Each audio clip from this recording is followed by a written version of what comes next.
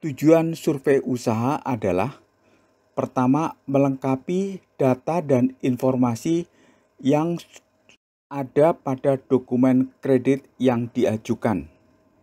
Kedua adalah verifikasi data dan informasi dari interview yang akan dilakukan.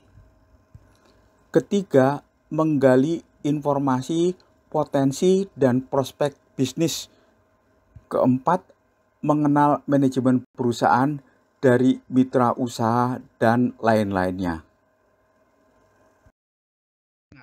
Untuk melakukan survei usaha secara baik, maka suatu kunjungan harus direncanakan beberapa hari sebelumnya dan ada kalanya dilakukan secara mendadak untuk menghindari rekayasa.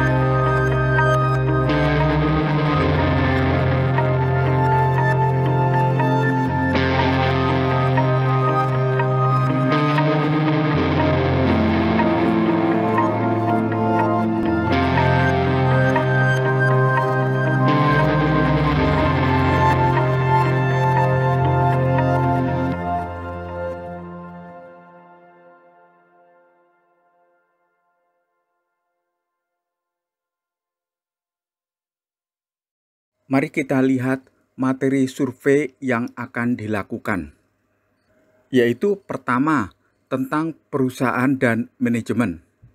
Mulai dari perusahaan. Kesatu adalah legalitas perusahaan, yang akan dilakukan konfirmasi apakah usaha ini merupakan usaha pribadi atau bukan berbentuk badan hukum. Bila berbentuk badan hukum, harus dikonfirmasikan dokumen akta badan hukumnya dan izin usaha dan izin lingkungannya. Kedua, pengalaman, yang harus dikonfirmasi pengalaman menjalankan usaha yang diajukan kreditnya. Jadi bila pabrik roti ini mengajukan kredit, yang dianalisa adalah usaha menjalankan pabrik roti ini, bukan usaha lainnya, misalnya usaha properti dan lain-lainnya. B. Pengendali manajemen. Harus dilakukan konfirmasi siapa pengendali utamanya, apakah manajemen keluarga ataukah profesional. Proses manajemen administrasi dan keuangan. Proses ini harus sesuai dengan ketentuan yang ada, agar laporan keuangannya sesuai dengan standar akuntansi yang ada. Kemudian pengalaman manajemen menjalankan usahanya. Bila manajemennya baru, harus dikonfirmasikan pengalaman manajemen sebelumnya di perusahaan lain atau perusahaan sebelumnya. Kemudian pada survei usaha ini dilakukan observasi terhadap lokasi, yaitu terhadap lingkungan usahanya. Apakah lokasi usaha ini terletak di kawasan usaha? Bagaimana kondisi jalan menuju tempat usaha? Bagaimana kondisi infrastruktur sekitar tempat usaha? Misalnya ketersediaan listrik dan lain-lainnya. Dan keamanan lingkungannya.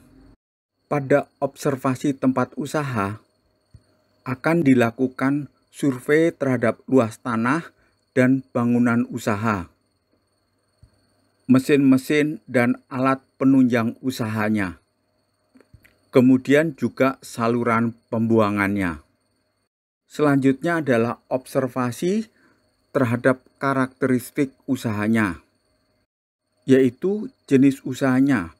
Apakah hanya satu usaha sebagai pabrik roti misalnya, atau juga sebagai penjualnya. Konfirmasi juga dilakukan atas data produk yang dihasilkan atau dijual. Apakah per bulan, apakah juga per tahunnya. Kemudian juga bagaimana cara pemasarannya. Konfirmasi juga dilakukan terhadap mitra dagangnya, misalnya terhadap para suppliernya dan para pembelinya. Hal ini penting untuk mengetahui karakteristik dari calon nasabah atau calon debitur bank ini. Objek survei berikutnya adalah siklus usaha dari perusahaan ini, mulai dari kas, pembelian bahan baku, produksi, pemasaran dan penjualan, serta pembayarannya.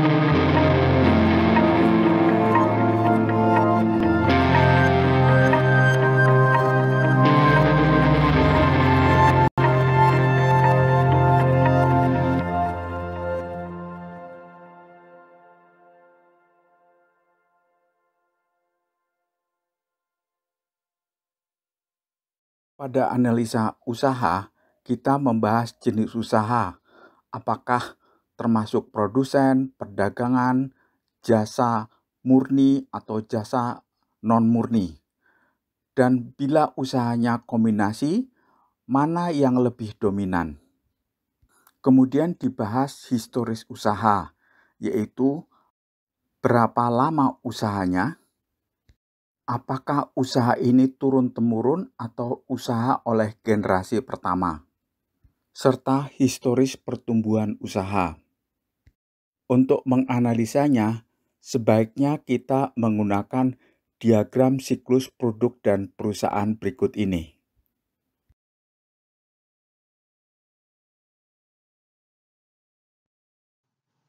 Pada tahap pelaksanaan usaha, faktor pertama adalah manajemen risiko keuangan, yaitu identifikasi, analisa, dan mengelola risiko keuangan serta mitigasinya.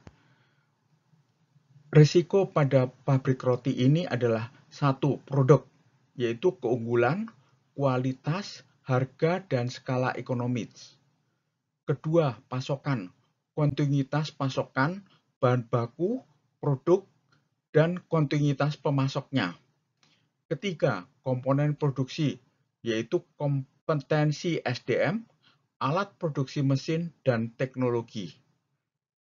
Keempat, perilaku penjualan, apakah penjualan langsung atau tidak langsung, apakah musiman atau tidak, bagaimana distribusinya, e-commerce atau bukan, dan cara promosinya.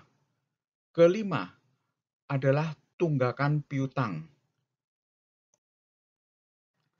Pada survei siklus usaha, pada produk, kita melihat keunggulan produk ini dibandingkan produk lainnya. Posisi produk ini di pasaran roti sejenis baik di kelas atas dan bawah.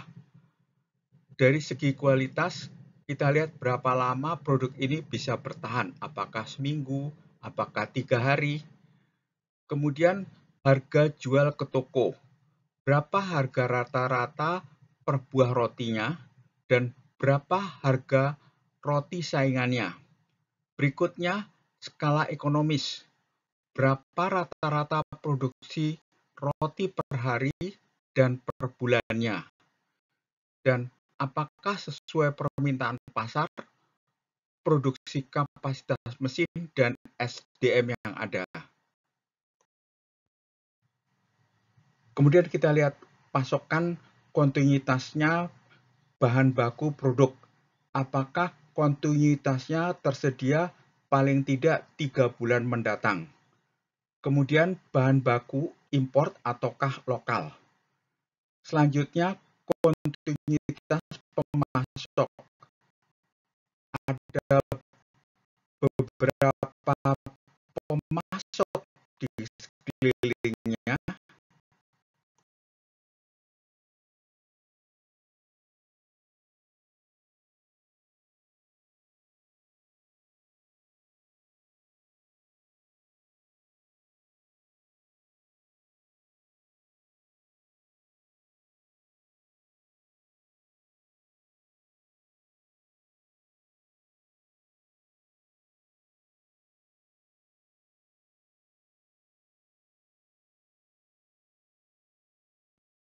Pada survei komponen produksi, kita lihat kompetensi SDM, berapa jumlah SDM dan bagaimana kompetensinya.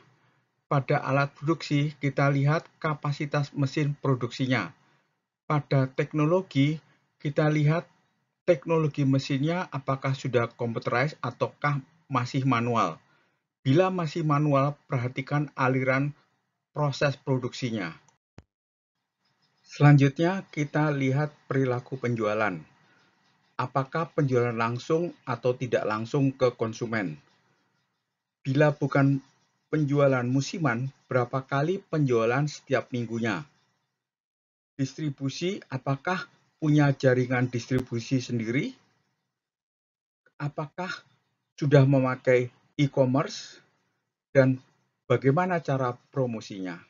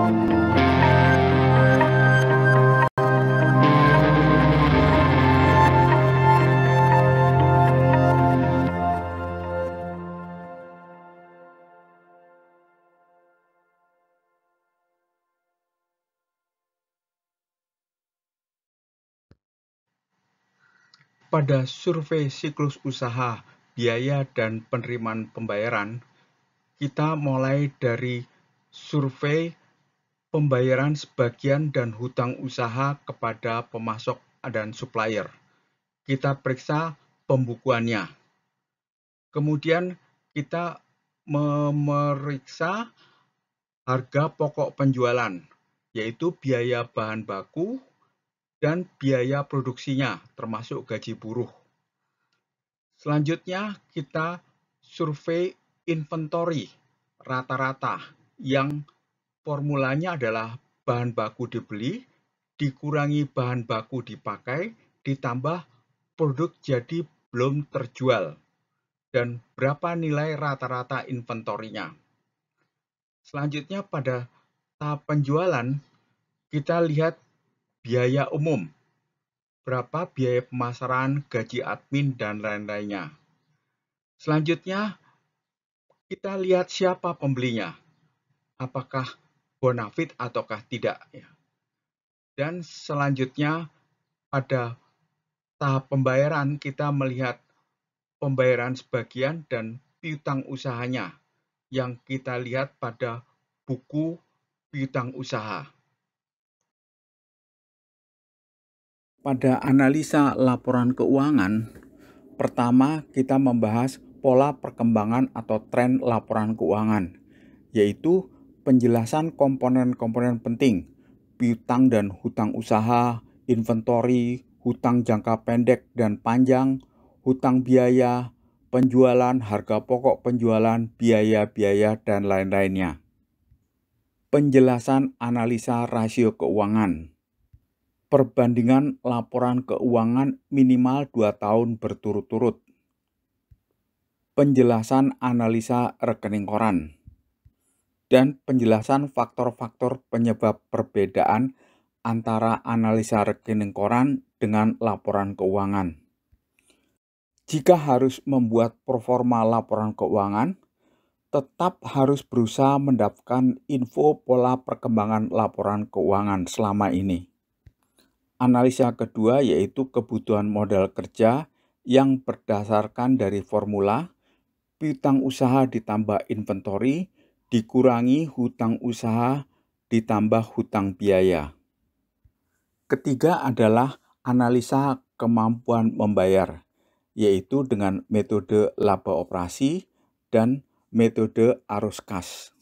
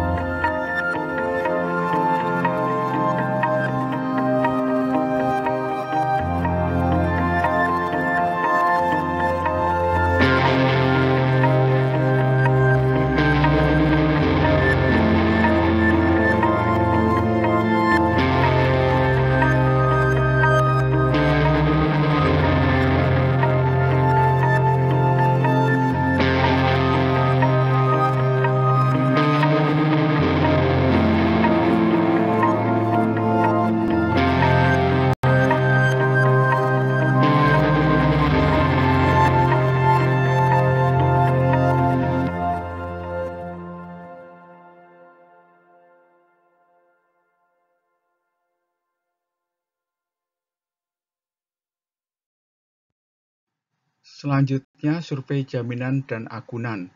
Apakah jenis jaminannya benda tidak bergerak, misalnya bangunan? Apakah benda bergerak, misalnya mobil atau mesin? Ataukah jaminan perusahaan atau pribadi?